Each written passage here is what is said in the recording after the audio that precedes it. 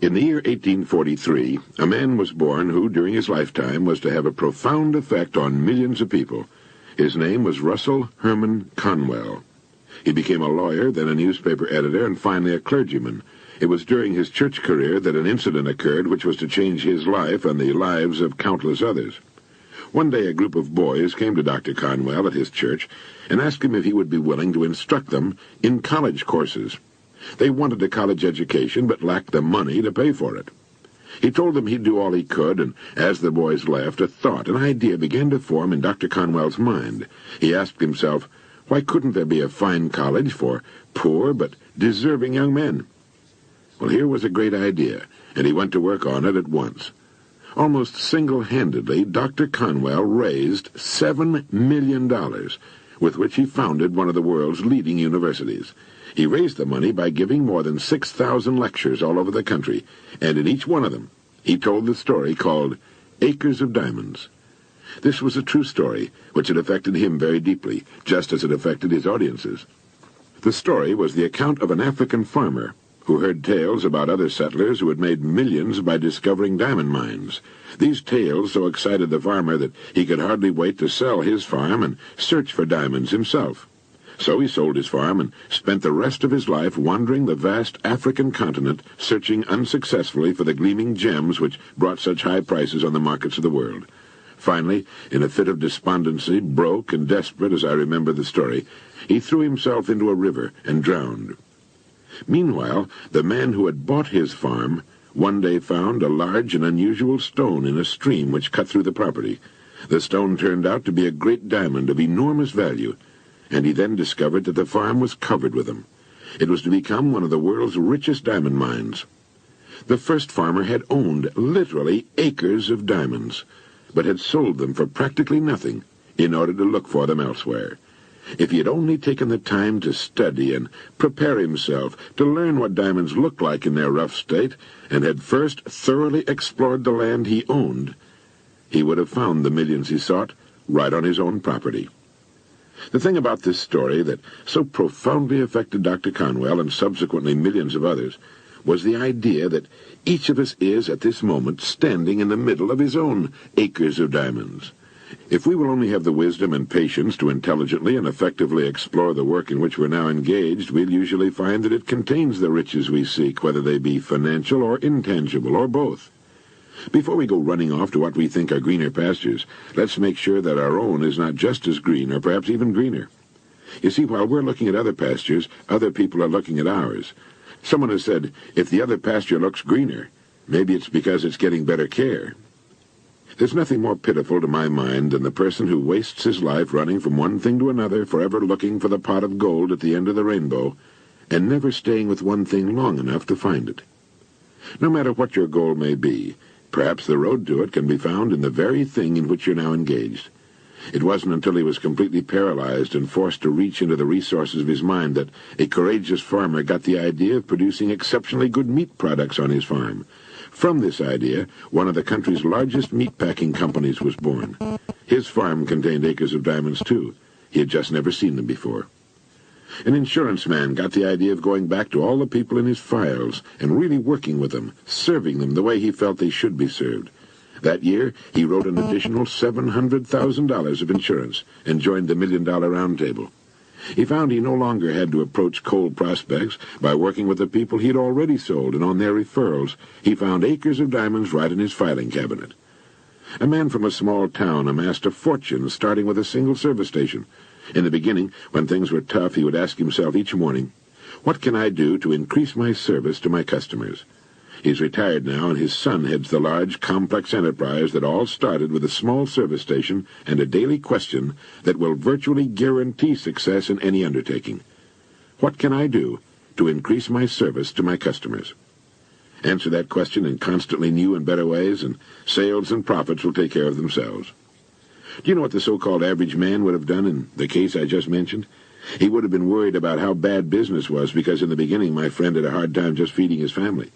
When one day a man drove into the station in a big shiny car, the so-called average man, seeing what he presumed to be a wealthy customer, would have said to himself, I ought to be in his business instead of mine. You see, the average man believes some businesses are better than others, instead of realizing the truth that there are no bad businesses. There are just those people who don't know enough to see the opportunities in the work they're in. No matter what our work happens to be, it's our business. We're the manager. If there seems to be no future or opportunity in it, it isn't always because it's not there, but perhaps only because we can't see it. A farmer once poked a tiny pumpkin into an empty jug. The pumpkin grew until it completely filled the jug and could grow no more. When the farmer broke the glass jug, he had a pumpkin exactly the size and shape of the jug. If we're not careful, each of us can do a similar thing. We can mistakenly poke ourselves into jugs that limit our growth. But it is we who do the poking, not the job, nor the company, nor the territory, nor the economy, nor the times. We do it. We should avoid such self-restriction and realize there's virtually no limit to our growth and development on the land upon which we now find ourselves, with our roots deep in the soil of a working philosophy of life such as the one offered by this program, and our minds and bodies in a climate of freedom. People who become outstanding at their work are those who see their work as an opportunity for growth and development, and who prepare themselves for the opportunities which surround them every day. It was J.B. Matthews who wrote, "Unless a man has trained himself for his chance, the chance will only make him ridiculous." A great occasion is worth to a man exactly what his preparation enables him to make of it. Preparation is the key.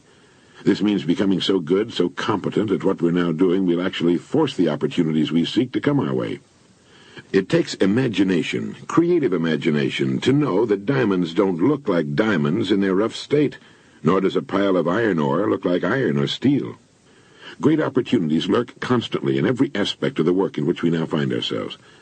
In order to begin prospecting your acres of diamonds, start to develop a faculty called intelligent objectivity, the ability to stand off and look at your job as a stranger might, a stranger who considers your pasture greener than his own. To do this, start at the beginning. Within the framework of what industry or profession does your job fall? Do you know all you can know about your industry? How did it begin? Why did it begin? Who started it and when? What is your industry's annual dollar volume?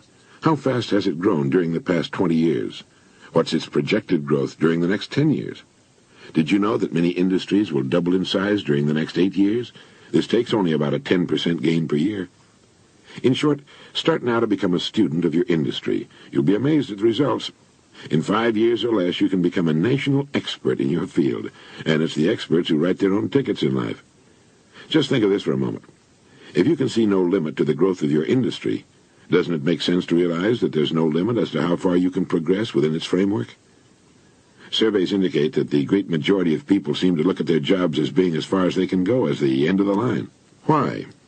They need to realize how really desperately an expanding and dynamic industry needs and seeks the uncommon person who is prepared to share in its growth, how richly it will reward this person of vision and action. On the other hand, those who are not preparing and growing are not just standing still. In relation to their industry, they're going backwards. So ask yourself, do I know as much about my job and my industry as a good doctor or lawyer knows about his job, his profession? You should, you know. This is the attitude of the person who wants to become a professional at what he does for a living. It's far more fun, many times more rewarding and interesting, and the real pro can ride out occasional storms in the economic seas in a safe boat built of research and preparation.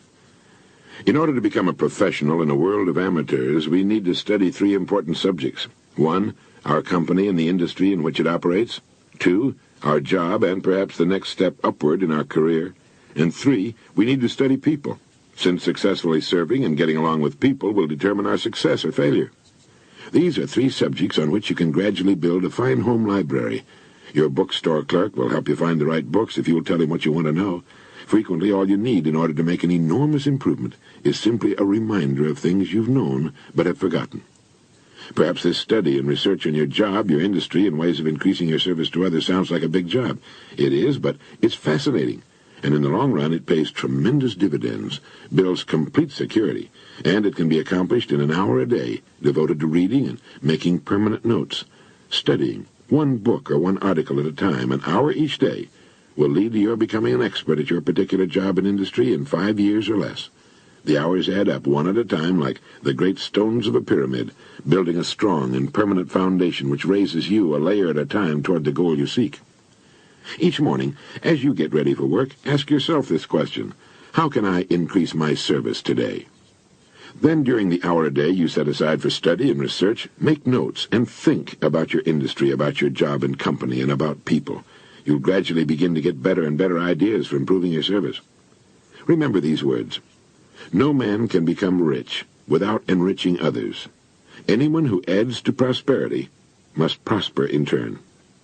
Think of ways and means by which you can increase your contribution to your company, your industry, and those whom you serve. You'll begin to notice a wonderful change in your world. For, as ye sow, so shall ye reap. This applies just as much to the wife and the children as it does to the breadwinner. The minute you adopt this attitude, you've joined the top 5% of the people of the world.